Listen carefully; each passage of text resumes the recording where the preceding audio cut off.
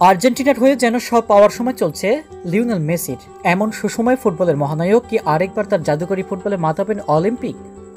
অনেকেই আশায় ছিলেন হাবিয়ের মাসচেরানোর দলে থাকবেন মেসি, তবে তিনি নিজেই জানিয়ে দিলেন খেলবেন না প্যারিস অলিম্পিকে। প্রতিটি টুর্নামেন্টে খেলার মতো বয়স এখন তিনি আর নেই।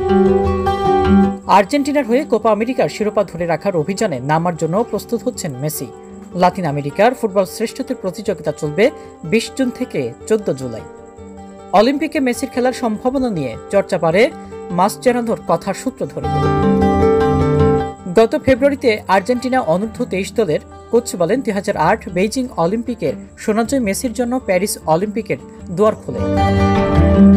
ইএসপিএনকে আর্জেন্টিনার অধিনায়ক জানান এই পর্যায়ে ওই আমন্ত্রণ গ্রহণ করা তার পক্ষে সম্ভব নয়।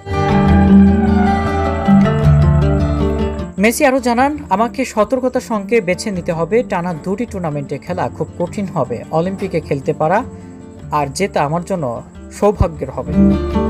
ফুটবলের দিক থেকে এটা অসাধারণ অভিজ্ঞতা হবে। অলিম্পিক্স অনূর্ধ্ব-20 এই স্মৃতিগুলো আমি কখনো ভুলব না।